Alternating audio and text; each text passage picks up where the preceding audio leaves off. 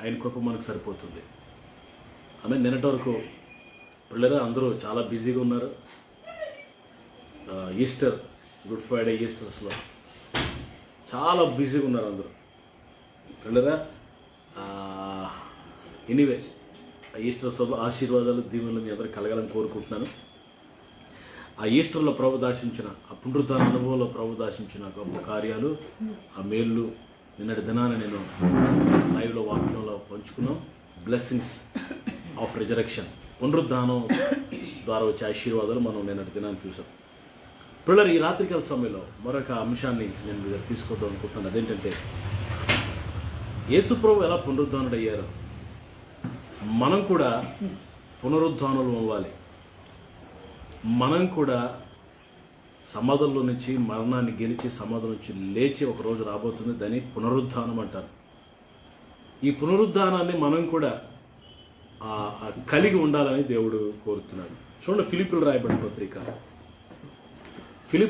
పత్రిక దేవుని వాక్యాన్ని చూడండి. 3వ అధ్యాయము 10-11 వచనాలు చదవండి. ఏ విధము చేతనైనా, ఫిలిప్పీ పత్రిక 3వ అధ్యాయం 10-11 వచనాలు. ఏ విధము చేతనైనా మృతులలో నుండి నాకు పునరుద్ధానం కలగవలెను. ఆయన మరణ విషయములో సమానానుభవం గలవాడనై ఆయనను ఆయన పునరుద్ధాన బలమును ఎరుగు నిమిత్తము ఆయన శ్రమల్లో పాలివాడగుతూ ఎట్టిదో ఎరుగు నిమిత్తమును సమస్తమును నష్టపరుచుకుని వాటిని పెంటతో సమానముగా ఎంచుకొంచున్నాను. ఆమేన్. ప్రియులారా, ఇక్కడ మనం చూస్తే పౌలు గారు మరి ఆయన ఒక ఆశ, ఆయన యొక్క కోరిక. ప్రియులారా, ఆత్మ సంబంధమైన మనుషుల యొక్క ఆశలు వేరేగా ఉంటాయి. శరీర సంబంధమైన మనసు కలిగిన మనుషుల యొక్క కోరికలు వేరేగా ఉంటాయి. ఆత్మ సంబంధమైన వారు ఎప్పుడు ఆత్మ సంబంధమైన వాటి మీద మనసు ఉంచుతారు. శరీర సంబంధులు ఎప్పుడు శరీర సంబంధమైన వాటి మీద, భూ సంబంధమైన వాటి మీద మనసు ఉంచుతారు. ఈ ఆత్మానుసారమైన మనసు జీవము, శరీరానుసారమైన మనసు మరణం అని దేవుని వాక్యం స్పష్టంగా చెప్తుంది. అయితే ఈ రాత్రి మనం అందరం ఆత్మానుసారులుగా, ఆత్మ సంబంధమైన మనసు కలిగిన వారుగా ఉండాలని దేవుని ఆశ. ఇక్కడ పౌలు గారు తన యొక్క ఆశ చెప్తున్నాడు. కోరిక ఏంటంటే, ఏ విధము చేతనైనా, ఎలాగైనా మృతుల నుండి నాకు పునరుద్ధానం కలగాలి. ఏ విధంగానైనా పునరుద్ధాన బలాన్ని ఎరగాలి, పునరుద్ధాన అనుభవాన్ని పొందాలి అని తన హృదయంలో ఉన్న అభిలాషను వ్యక్తపరుస్తున్నాడు ఫిలిప్పీ సంఘంతో. ఈ రాత్రి మనం కూడా పునరుద్ధాన అనుభవాన్ని పొందాలి. యేసు ప్రభువారు పునరుద్ధానుడయ్యాడు. ఆయన మరణాన్ని, పిల్లల సమాధిని, సాతాన్ని గెలిచి 3వ దినాన్ని తిరిగి లేచి సజీవుడిగా, దేవుడిగా నిరూపించబడి ఇప్పటికీ మన మధ్యలో ఆయన కార్యాలు జరిగిస్తూ, రక్షణ కార్యం జరిగిస్తూ ఆయన సంఘాన్ని సిద్ధపరుస్తున్నాడు. అది వేరే సబ్జెక్ట్ అనుకోండి.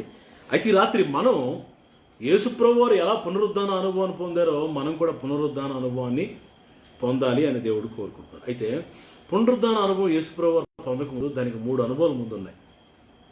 మొదటిది ఏంటంటే సిలువను మోయుట, క్యారీయింగ్ ద క్రాస్.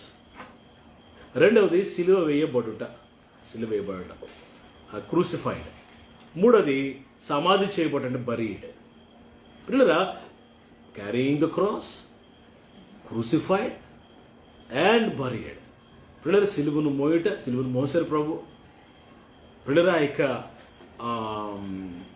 ప్రెతోరియం అనే ఒక ప్రాంతం నుంచి శిలువ ఆయన మీద మోపితే ఆ సిలువను మోసుకుని పిల్లరా ఇక గొల్గొతా అనబడే కొండకి, పిల్లరా వయ్యా డొలరోసా అని ఇప్పుడు అంటున్నారు ఆ మార్గాన్ని.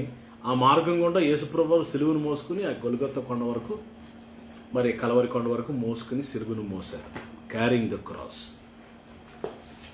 పిల్లరా, మనం కూడా సిలువను మోయాలి. పునరుద్ధాన అనుభవం పొందాలంటే మొదలు సిలువను మొయ్యాలి. సిలువ అంటే పిల్లలు 2 రకాల సిలువలు ఉన్నాయి. మొదటిది మన సిలువ, రెండవది భారం, సేవ భారం. సిలువ అంటే భారం. పిల్లరా, మన సిలువను మనం ఎత్తుకోవాలి. పిల్లరా, చాలా ప్రాముఖ్యమైన అనుభవం అది. అందుకే ప్రభు అంటారు కదా, మరి మత్తయి 16:24లో 16 మత్తయి 16:24 వచనంలో అప్పుడు యేసు తన శిష్యులు ఎవడైనా నన్ను వెంబడింపగోరిని ఎడల తను తాను ఉపేక్షించుకొని తన సిలువను ఎత్తుకొని నన్ను వెంబడించాలి. తన సిలువ, your and my own cross, సిలువను ఎత్తుకొని పిల్లరా ఉపేక్షించుకోవడం. సిలువ అంటే ఏంటంటే తగ్గించుకోవడం. సిలువ అంటే ఏంటంటే మేకులతో కొట్టబడడం. సిలువ ఏంటంటే మరి ప్రాణాన్ని పానార్పంగా పోయటం. సిలువ మరణం పొందినంతగా తగ్గించుకొని ఫిలిప్పీ పత్రికలోనే మరి పౌలు గారు రాస్తాడు యేసుప్రభు వారి యొక్క విధేయత 2వ అధ్యాయంలో 8వ వచనంలో. మరియు ఆయన ఆకారమున మనుష్యుడిగా కనబడి మరణము పొందినంతగా, అనగా సిలువ మరణము పొందినంతగా. సిలువ అంటే విధేయత అండి, విధేయత చూపినవాడే. సిలువ అంటే తగ్గింపండి, తను తగ్గించుకున్నవాడై తగ్గించుకున్నాను. అందుచేత పరలోకమందున్న వారి కంటే గాని, భూమి మీద ఉన్న వారిలో గాని, భూమి కింద ఉన్న వారిలో గాని, ఆమేన్, ప్రతి వాని మోకాలు యేసు నామమున వంగునట్లు ప్రతి నాలుగు తండ్రి అయిన దేవుని మహిమార్థమై యేసుక్రీస్తు ప్రభువును ఒప్పుకున్నట్లు దేవుడు ఆయనను అధికముగా హెచ్చించి ప్రతి నామమునకు పైనామమును ఆయనకు అనుగ్రహించారు. ప్రియులారా, పరలోకంలో కానీ, భూమి మీద కానీ, భూమి కింద కానీ ఉన్న అన్ని నామాల కన్నా పైనామం యేసుప్రభు వారికి ఇచ్చాడు. అత్యధికంగా ఉన్నతంగా యేసుప్రభు వారు హెచ్చించబడ్డానికి కారణం ఏంటంటే సిలువ మరణము పొందినంతగా విధేయత చూపించి తగ్గించుకొనినందున. సిలువ అంటే తగ్గింపు, సిలువ అంటే విధేయత. ఈరోజు సిలువను మోయుట అంటే అర్థం ఏంటనుకున్నారు? తగ్గించుకోవాలి మనం భారాన్ని. పిల్లరా, సేవాభారం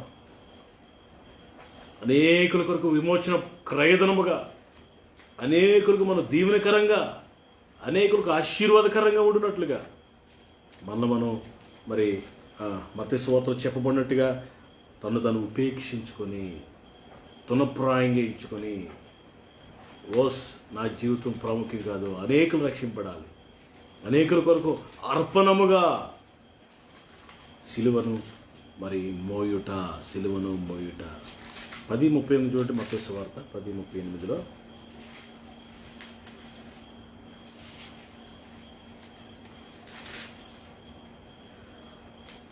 తన సిలువను ఎత్తుకొని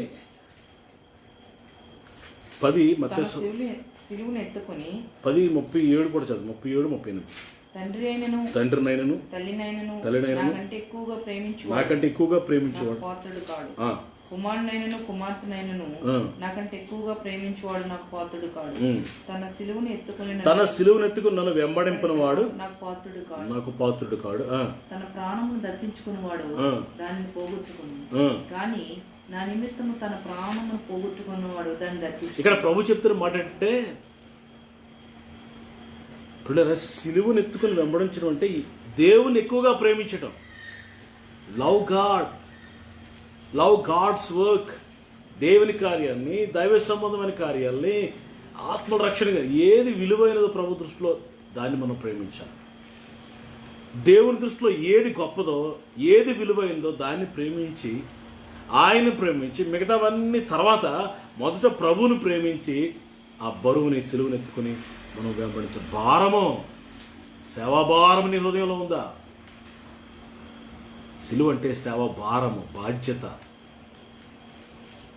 తను ఉపేక్షించి తగ్గింపు, విధేయత.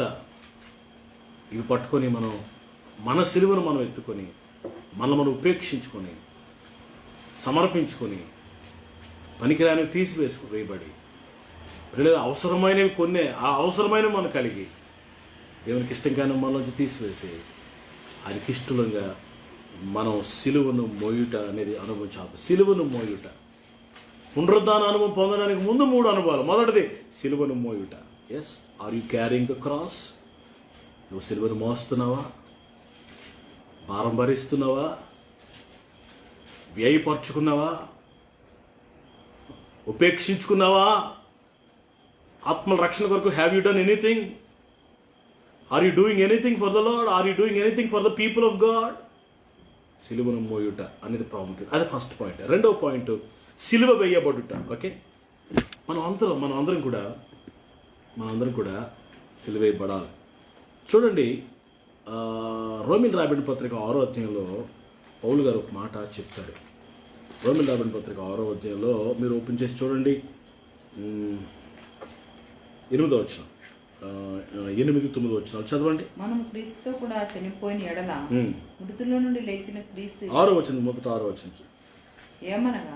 ఏమనగా మనం ఇకను పాపమునకు దాసులము కాకుండుటకు పాప శరీరము నిరర్ధకమగునట్లు మన ప్రాచీన స్వభావము పాప స్వభావము లేకపోతే ప్రాచీన స్వభావం నిరర్ధకమగునట్లు ఆయనతో కూడా సిలువ మన ప్రాచీన స్వభావం ఆయనతో కూడా సిలువ వేయబడెను. పిల్లరా, మనం సిలువను మొయ్యాలి మొదటిది, రెండవది సిలువ వేయబడుట అనే అనుభవం చాలా పదం. మనం క్రీస్తుతో కూడా సిలువ వేయబడాలి అని దేవుని వాక్యం స్పష్టంగా మరి చెప్తుంది. మన అవయవాలు దుర్నీతికి సాధనాలుగా వాడబడిన మన అవయవాలు, ఇంతకుముందు పాపం చేయడానికి అప్పగించబడిన మన శరీరం, ఇంతకుముందు లోకాశలకు దురాశలకు మరి ఏడవబడి అప్పగించబడిన మన శరీరేచ్ఛలు, శరీర ఆశలు, శరీర కోరికలు, ఇవేం చేయాలంటే ఆ కలవరి కొండ మీద యేసు ప్రభుతో పాటు మనం కూడా సిలువకు కొట్టబడాలి. It's very important. పిల్లరా, పైన చూసే ఒక సామెత, పైన పొటారం లోన్ లోటారం అన్నట్టు. మేడు పడ్డు చూడ మేలుమైండ, పొట్ట వైపు చూడ పురుగులుండ. పైకి మేలుముగా ఉంటుంది, బంగారంగా తలతలాడుతుంది, లోపల పురుగులు. దీనిలో చాలామంది బయటికి బాగానే కనబడుతున్నారు, భక్తి పరుల్లో కనబడుతున్నారు, మంచిగా కనబడుతున్నారు, కానీ అంతరంగంలో శక్తి లేదు. అంతరంగంలో అపవిత్రత, తెరచిన సమాధి, హృదయం సరిగ్గా లేదు. పిల్లరా, గ్యారెంటీ సీమతో చెప్తాడు భక్తుడు, దైవజనుడు పౌలు గారు అంటారు, నీ హృదయం దేవుని ఎదురు సరిగ్గా లేదు. Your heart is not right before God. నువ్వు మనుషుల ముందు బాగానే ఉన్నావు. సారీ, పేతురు, పౌలు కాదు, పేతురు గారు అంటాడు, నువ్వు నా ఎదుట బాగానే ఉన్నావు, కానీ దేవుని ఎదుట నీ హృదయం సరిగ్గా లేదు. ఈరోజు ప్రియులరా, సిలువ వేయబడాలి మనం. We should be crucified. తల మీద ముళ్ళ కిరీటం పెట్టబడాలి, తలంపులు కంట్రోల్లో, నోటి మాట చిరక. పిల్లరా, మరి చేతులకు మేకులు, కాళ్ళకు మేకులు, శరీరానికి కొరడ దెబ్బలు, సిలువ వేయబడుట. గలతీ పత్రికలోకి చూడండి కొంచెం డీటెయిల్గా, 20వ వచనం, 2వ అధ్యాయం 20వ వచనం చూడండి. గలతీ పత్రిక 2వ అధ్యాయం 20వ వచనంలో పౌలు గారు ఒక మాట అంటారు, నేను క్రీస్తుతో కూడా సిలువేయబడి ఉన్నాను. ఇక్కడ ఇక సిలువేయబడితే ఏమవుతుంది? అయిపోతుంది మన పని. ఇక కనబడం. ఇక జీవించేవాడు నేను కాదు, క్రీస్తే నా యందు జీవించున్నాడు. ఇప్పుడు నేను జీవిస్తున్న ఈ శరీరంలో జీవిస్తున్న ఈ జీవితము నా కోసం బ్రతకట్లేదు, నన్ను ప్రేమించి నా కొరకు తను తను అప్పగించుకుని దేవుని కుమారుని విశ్వాసం వల్ల జీవించుచున్నాను. హల్లెలూయా. ఇక జీవించేవాడు నేను కాదు, క్రీస్తే నా యందు జీవిస్తాను. నేను క్రీస్తుతో కూడా సిలువ వేయబడి ఉన్నాను. సిలువను మోయట, రెండవది సిలువ వేయబడుట. Are you crucified? మనం సిలువేయబడ్డామా? శరీరిచ్చలు, శరీరాశలు. 5వ అధ్యాయం 24లోకి రండి, 23-24 5వ అధ్యాయం 23-24 వచనంలోకి రండి. ఈ సిలువ వేయడం అంటే ఏంటో ఇక్కడ చాలా డీటెయిల్గా ప్రభు రాశారు. విరోధమైన నియమమేదీ లేదు. ఆమేన్. క్రీస్తు యేసు సంబంధులు శరీరమును చదవండి, శరీరమును దాని ఇచ్చలతోను దురాశలతోను శరీరానట దాని ఇచ్చలతోను, మరి దాని ఇచ్చలతోను దాని దురాశలతోను సిలువ వేసి ఉన్నారు. గలతీ పత్రికలో ఉంది ఈ మాటలు. గమనిస్తున్నారా? నీ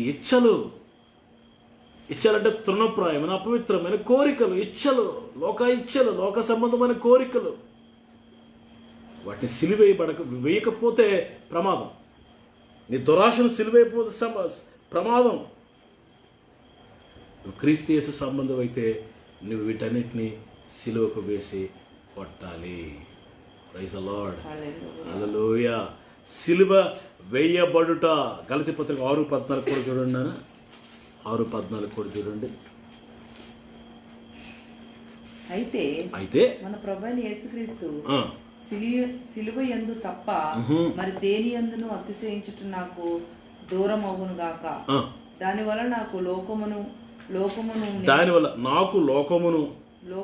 లోకమునకు నేను సిలువ వేయబడి ఉన్నాము. నాలో ఉన్న లోకం సిలువ వేయబడింది. హల్లెలూయా. ప్రియులారా, అసలు ఆ పౌలు గారు ఒక ఏమీ లేదు ఇంకా మనిషి. There is no more Paul, only Jesus. పౌలు అదే అంటాడు, నేను కాదు, నాట్ ఐ బట్ క్రైస్ట్. ఈరోజు సిలువ మోస్తున్నామా, సిలువ వేయబడ్డామా? మూడో అనుభవం యేసుప్రభు వారు. మూడో అనుభవం ఏంటి? యేసుప్రభుది సమాధి చేయబడ్డాము. రోమీయులకు రాసిన పత్రిక 6:4. రోమీయులకు రాసిన పత్రిక 6వ అధ్యాయము 4వ వచనం చూడండి. కాబట్టి తండ్రి మహిమ వలన క్రీస్తు మృతుల్లో నుండి ఎలాగ లేపబడెనో అలాగే మనమును నూతన జీవం పొందిన వారమై నడుచుకున్నట్లు మనం బాప్తిసం వలన మరణములో పాలు పొందుటకై ఆయనతో కూడా పాతి పెట్టబడితిమి. యేసు ప్రభుతో కూడా along with Jesus we were crucified. We carried cross, we crucified, we buried. యేసు ప్రభుతో పాటు మనం పాతి పెట్టబడితిమి. అదే కిందకంటాడు, ఆయన మరణం యొక్క సాదృశ్యం ముందు ఆయనతో ఐక్యము గలవారమైన ఎడల, ఆయన పునరుద్ధానం యొక్క సాదృశ్యంతో ఆయనతో కూడా ఐక్యము గలవారమై యుందుము. ఆయన మరణంతో పాల్పొంపులు పొందితే ఆయనతో పాటు పునరుద్ధానంలో పాల్పొంపులు పొందుతావు. ఆయనతో పాటు నువ్వు పాతి పెట్టబడితే నువ్వు ఆయనతో పాటు పునరుద్ధానం అనుభవం పొందుకుంటావు. ఈరోజు పాతి పెట్టబడటం అనేది చాలా ప్రాముఖ్యమైనది. బరీడ్ లోకాన్ని పిల్లలు ఒక బరీ చేసాం అనుకోండి, పాతేసాం అనుకోండి, ఏమి కనబడదు ఇంకా. No more. మన జీవితంలో కూడా మరి కొన్ని బలహీనతలు ఉంటాయి. ఇప్పుడు శరీరం కదండి, అందులో లోకంలో ఉన్నాం కదండి. ఇంకా ఓ స్టిల్ ఇన్ ద వరల్డ్. ప్రభు దగ్గరికి ఇంకా వెళ్ళలేదు. మనం లోకంలో ఉన్నాం. కొంతకాలం ఉండాలి మనం అంతా. ఆయన చిత్తం, ఆయన సంకల్పం. ప్రభు మనకి ఇచ్చిన ఆయుష్కాలను బట్టి కొంతకాలం ఉంటాం ఈ భూమి మీద.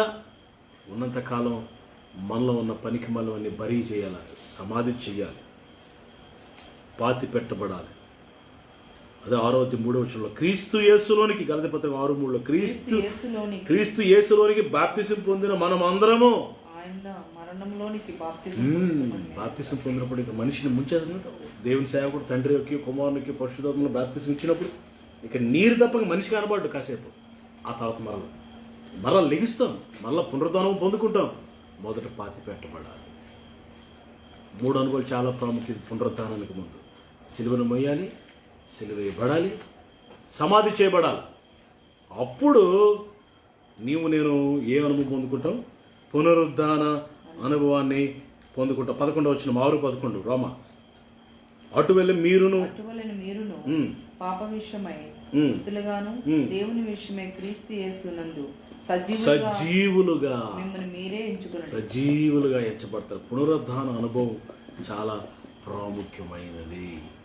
పిల్లల పునరుద్ధానము 2 రకాలుగా ఉంటుంది. మొదటిది పిల్లల ఆత్మ సంబంధమైన పునరుద్ధానం. అంటే మరి అన్నిటిని విడిచి ప్రతి దాని నుండి విముక్తి పొందుకొని, అన్నిటిని విడుదల పొందుకొని ఒక శ్రేష్టమైన వ్యక్తిత్వాన్ని పొందడం, ఆత్మ సంబంధమైన అనుభవాన్ని పొందడం, అది ఆత్మ సంబంధమైనది. మరి శరీర సంబంధమైన పునరుద్ధానం మరి యేసుప్రభు వారు 2వ రాకడలో, యేసుప్రభు వారు వచ్చేటప్పుడు మరి 2వ రాకడలో మరి మృతులు పరిశుద్ధుల పునరుద్ధానం అంటారు దాన్ని. చూడండి ఒకసారి, దేవుని వాక్య శ్రేష్టమైన పునరుద్ధానం అని కూడా అంటారు దాన్ని. దేవుని వాక్యంలో ఆ మాటలు నేను మీకు జ్ఞాపకం చేయాలని నేను మరి ఆశపడుతున్నాను. యోహాను సువార్త 5వ అధ్యాయంలో రండి. పునరుద్ధానం గురించి మాటలు మాట్లాడతాను మీతో. తర్వాత మనం ప్రార్థన చేస్తాం. 5:28 దీనికి ఆశ్చర్యపడకుడి, ఒక కాలం వచ్చుచున్నది, ఒక కాలం వచ్చుచున్నది. ఆ కాలమున ఉమ్, సమాధులు ఉన్నవారందరూ ఉమ్, ఆయన శబ్దం విని ఆ, మేలు చేసిన వారు ఉమ్. జీవ ఒక కాలం వస్తుంది, సమాధులు ఉన్న వారంతా ఆయన స్వరం వింటారు. ఏమని స్వరం? బోరధ్వని శబ్దం. ఇదిగో పెళ్లి కుమారుడు వస్తున్నాడు, బ్రైడ్ గ్రూమ్ ఈస్ కమింగ్, పెళ్లి కుమారుడు వచ్చేస్తున్నాడు అని బోర కడబోరం మోగుతుంది. సమాధులు ఉన్న పరిశుద్ధులందరూ ఆయన స్వరం విని ఏమవుతారంటే శబ్దాన్ని మేలు చేయవారు జీవ పునరుద్ధానమునకును, కీడు చేయవారు తీర్పు పునరుద్ధానమునకును బయటికి వచ్చెదరు. పిల్లరా, మేలు చేసేవారు పరిశుద్ధులు, ఆయన యందుండి మృతునందు మృతులు, రోషం కలిగిన వాళ్ళు, పాపాన్ని విడిచిపెట్టిన వాళ్ళు, సిలువను మోసి సిలువ వేయబడి సమాధి చేయబడిన దేవుని పిల్లలు, సమాధులను వారంతా లేస్తారట. అది జీవ పునరుద్ధానం, అది శ్రేష్టమైన పునరుద్ధానం. హెబ్రీ పత్రిక 11:35 ఉంది. చూడన్నమాట, హెబ్రీ పత్రిక 11:35 శ్రేష్టమైన పునరుద్ధానం. స్త్రీలు ఆ, మృతులైన చదవండి. తమ వారిని ఆ. పునరుద్ధానం వలన మరలా పొందిరి. ఉమ్. కొందరైతే మరి శ్రేష్టమైన పునరుద్ధానం శ్రేష్టమైన పునరుద్ధానము, ఇది జీవ పునరుద్ధానం, శ్రేష్టమైన పునరుద్ధానం. ప్రకటన 20:6 ప్రకటన 20:6 ఈ పునరుద్ధానం పొందేవారంటే గొప్ప ధన్యులంటండి, వారు గొప్ప భాగ్యవంతులంట. ఈ మొదటి 20:6 ప్రకటన. ఆ, పునరుద్ధానములో ఆ, పాలు ఆ 1000 సంవత్సరాలు గడిచే వరకు కడమ మృతులు బ్రతకలేదు. ఇదే మొదటి పునరుద్ధానము. ఈ మొదటి పునరుద్ధానములో పాలు గలవారు ధన్యులని ధన్యులను పరిశుద్ధులైన పరిశుద్ధులనయ్యుందురు. ఇట్టి వారి మీద ఇట్టి వారి మీద రెండవ మరణమునకు అధికారం రెండవ మరణం అంటే నరకానికి అధికారము లేదు. వీరు దేవునికి క్రీస్తుకు క్రీస్తునకు యాజకులై. క్రీస్తుతో కూడా ఉమ్. 1000 సంవత్సరములు రాజ్యము చేయుదురు. అదండి, ప్రైజ్ ద లార్డ్, హల్లెలూయా. ఇది ధన్యులు, ధన్యకరమైన పునరుద్ధానం, శ్రేష్టమైన పునరుద్ధానం, జీవ పునరుద్ధానం. ఈ పునరుద్ధానం పొందేవారు ధన్యులు. 1000 సంవత్సరాలు పరిపాలన చేస్తారు వీరంతా. ఇంత గొప్ప ధన్యత. పునరుద్ధాన అనుభవం ఏ విధము చేతనైనా పునరుద్ధాన అనుభవం గలవాడున్నాయి. పునరుద్ధాన బలము ఎరుగు నిమిత్తము. పిల్లరా, ఈరోజు ఈ పునరుద్ధాన అనుభవం, మరి నువ్వు 2 రకాల పునరుద్ధానాలు చెప్పాను కదా. మొదటిది ఆత్మ సంబంధమైన పునరుద్ధానం, అంటే విడుదల, అన్నిటి నుంచి విడుదల, విముక్తి పొందుకొని బంధకాలన్నీ తెంపబడి ప్రభు కొరకు ప్రత్యేకంగా సాక్షిగా బ్రతకడం. ఒరిజినల్ పునరుద్ధానం అంటే శరీర సంబంధమైన పునరుద్ధానం. ప్రభు రాకడలో, ఆయన రాకడలో వచ్చేటప్పుడు సమాధి నుంచి లేచి సజీవులుగా బయటకు వచ్చి మహిమ శరీరాలు పొందుకొని ప్రభు కొరకు ప్రభుతో పాటు ఎత్తబడి యేసయ్య కొరకు మరి మధ్యాకాశంలో ప్రభుతో పాటు యుగ యుగాలు, పరలోక యుగాలు జీవించి అనుభవం, పునరుద్ధాన అనుభవం. మరి తెస్సలోనికీయుల మొదటి పత్రికలో పౌలు గారు అదే రాస్తారు. నిరీక్షణ లేని ఇతరుల వలె మీరు ఆడుకున్నట్లు మీకు దుఃఖపడడం గురించి చెప్తున్నాను అని చెప్తూ, కడబోరం మ్రోగుతుంది, ప్రభు వస్తారు మధ్యాకాశం నుండి. మనకంటే ముందు మృతులైన వారు లేస్తారు. ఆ కడమ బ్రతుకున్న మనం కూడా మార్చబడతాం, మనందరూ ఏకముగా కొనుక్కోబడతాం. ఇది పునరుద్ధాన అనుభవం. ఇది అల్టిమేట్ ప్రియ, ఇది అల్టిమేట్ గొప్ప అనుభవం పునరుద్ధానం అనేది. పునరుద్ధాన అనుభవాన్ని పొందేవా నువ్వు?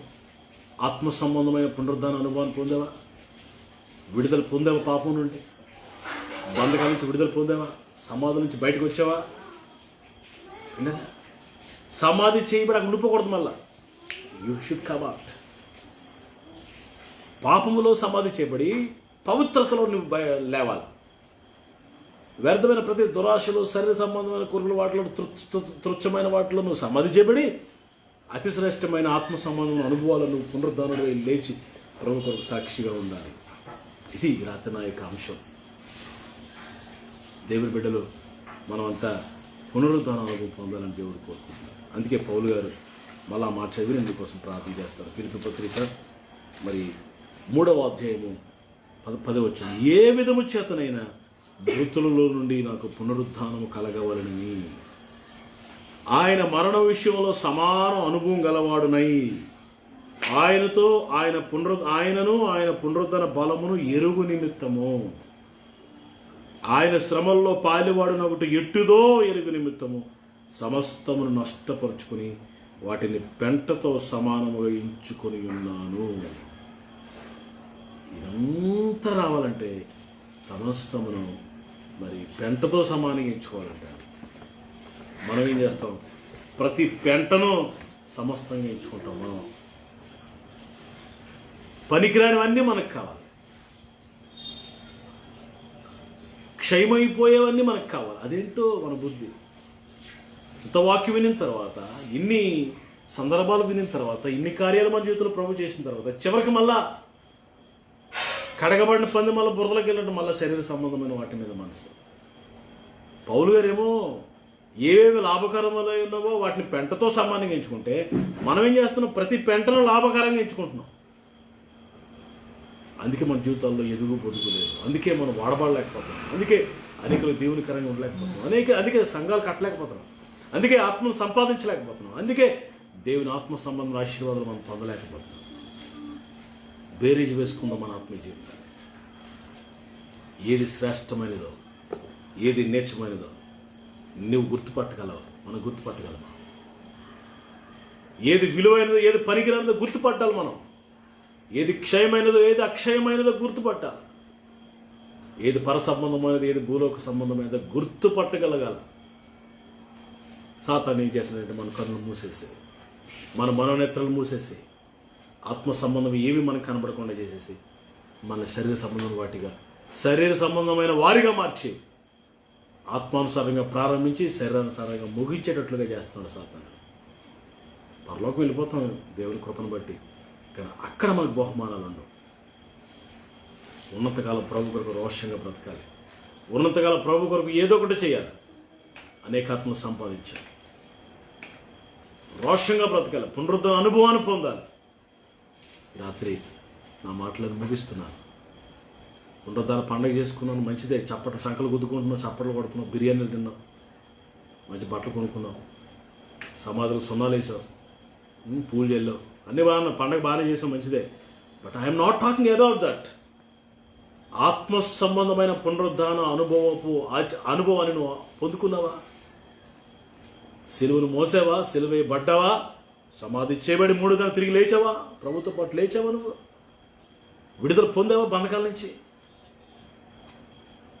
ఇవే ఉండవు. హ్యాపీ క్రిస్మస్ అంటావు, సెకండ్ ఇస్తావు. గుడ్ ఫ్రైడే శుభాకాంక్షలు అంటాడు ఆవిడ. ఎప్పుడు శుభాకాంక్షలు చెప్పాలో, ఎప్పుడు ఏం చేయాలో కూడా తెలియదు. ఒక ఆచార సంబంధమైన భక్తిలోకి మనం వెళ్ళిపోయాం పిల్లలు. హ్యాపీ ఈస్టర్ సెకండ్ ఇచ్చేసుకుని, పండుగలు చేసుకుని, స్వీట్స్ పంచుకొని, మంచిదే, తప్పు నేను అంటలేదు, వాటిని తప్పు నేను విమర్శించను. ఆత్మ సంబంధమైన కార్యాలు జరిగాయి, నీకు అదే మిగులుతుంది చివరికి. నువ్వు పర్లకు వెళ్ళేటప్పుడు అవే వస్తాయి నీ వెనకతల. బ్రతుకు మారలేదు. మన చూపులు, మన తలంపులు, మన బుద్ధులు, మన మాటలు, మన తీరి, మన పరిస్థితులు ఇవన్నీ మార్చబడినప్పుడే పునరుద్ధాన అనుభవం పొందినట్టు. మనందరికీ ప్రభు పునరుద్ధాన అనుభవం గురించినగాక. ఆమె ప్రార్థన చేస్తాను. తల వంచాలి. Close your eyes. పౌలు గారు చెప్తాడు, ఏ విధము చేత పునరుద్ధాన అనుభవం నేను పొందాలి, పునరుద్ధాన బలాన్ని ఎరగాలి అంటున్నాడు ప్రభు. నాకు పునరుద్ధాన అనుభవం దయచేయాలి. పునరుద్ధాన శక్తితో నన్ను నింపండి. పునరుద్ధాన శక్తితో నన్ను నింపి పాపాన్ని జయించి, లోకాన్ని జయించి నీకు సాక్షిగా నిలబడే కృప నాకు ఈ నాయనని ప్రతి ఒక్కరు ప్రార్థన చేసుకోండి. ప్రభు అక్కడ సిద్ధంగా ఉంది. సహోదరి సహోదరులు, నీ మనసు దేని మీద ఉంది? ఏదో సంపాదించాలని ఆతురతతో పరిగెడుతున్నావు.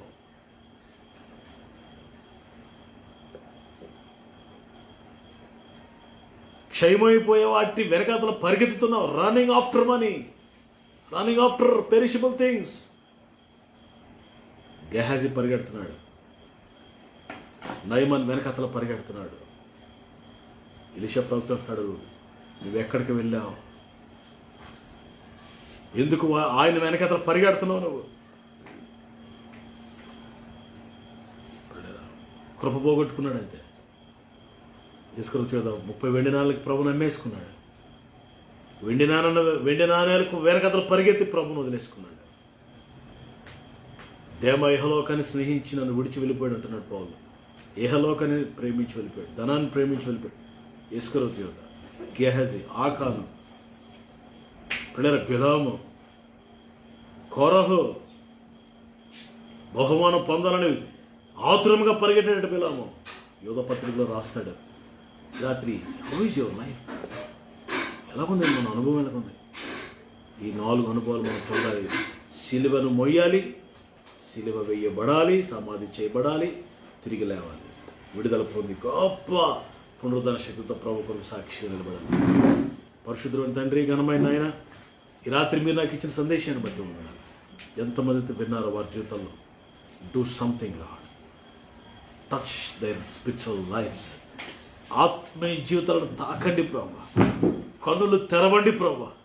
ఏది భక్తో, ఏది శ్రేష్టమైనదో, ఏది నీచమైనదో, ఏది పనికిమాలినదో, ఏది పెంటో, ఏది ఘనమైనదో గ్రహించడం, ఎరగటం, తెలుసుకోవడం మాకు నేర్పించు ప్రభు. మా కన్నులు తెరవండి ప్రభు, మా జీవితాలు మార్చండి ప్రభు.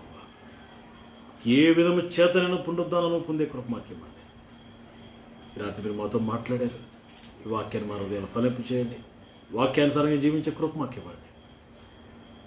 ఎంతమంది విన్నారో, ఇంకెవరైతే వినబోతున్నారో వారందరి జీవితంలో అద్భుతాలు, ఆశ్చర్యకార్యాలు చేసి ఆత్మానుసారులుగా మమ్మల్ని అందరినీ మార్చి మీ దివ్యమైన 2వ రాకడ కొరకు సిద్ధపరచమని యేసయ్య అతి శ్రేష్టమైన నామములో ఈ ప్రార్థన రుచిబడుకుంటున్నాం తండ్రి, ఆమేన్.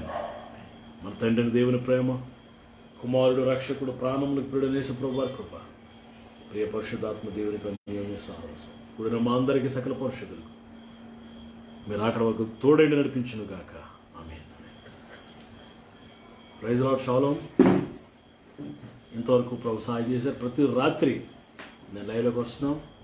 మరి మీరు ఏమన్నా ఈ లైవ్ని మీరు షేర్ చేయండి. అనేక మంది ఈ వాక్యాలు, దేవుని వాక్యాలు విని ఆశీర్వించబడాలన్న ఆశ, స్వచ్ఛమైన దేవుని వాక్యాన్ని మీకు అందించడానికి ప్రతిరోజు ప్రయత్నం చేస్తున్నాం. మా కొరకు ప్రార్థన చేయండి.